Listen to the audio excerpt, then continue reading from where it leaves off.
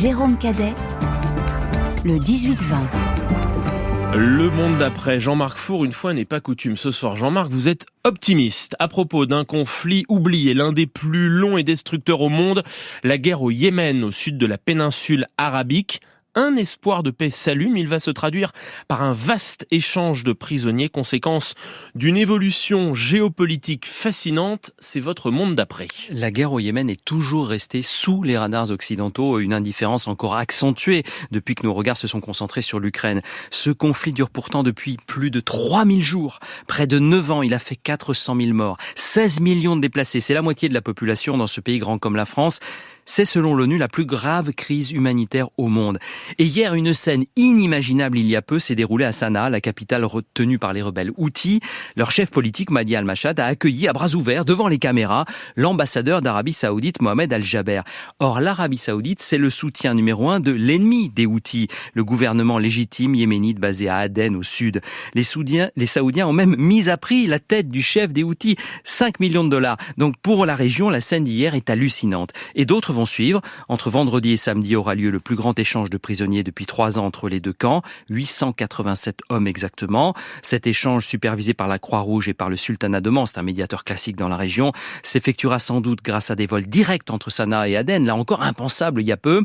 Dans la foulée, les ports et aéroports du pays pourraient rouvrir, les fonctionnaires être enfin payés. Oui, il se passe quelque chose enfin au Yémen. Et à l'arrière-plan, il y a donc un grand jeu régional. Oui, cette lueur d'espoir s'allume grâce à la réconciliation récente entre l'Iran chiite et l'Arabie Saoudite sunnite, les deux grands rivaux de la région, parce que cette guerre au Yémen est aussi depuis 9 ans un conflit par procuration entre ces deux puissances.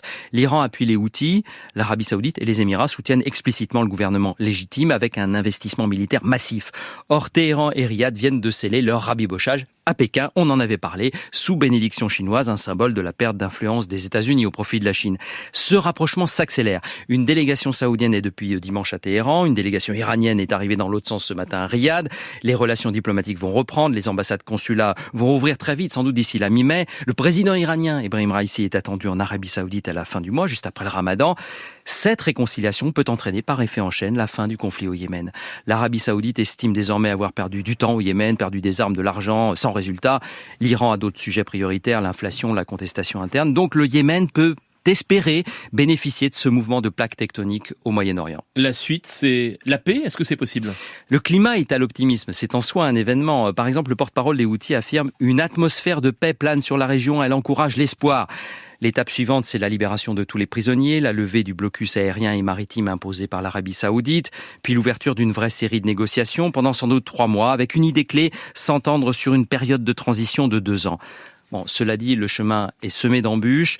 L'Iran est loin de contrôler totalement les Houthis, au demeurant une organisation autoritaire, rétrograde, en particulier sur les droits des femmes. En face, l'Arabie Saoudite est tout aussi loin de contrôler l'ensemble des groupes situés au sud du pays, dont des groupes djihadistes.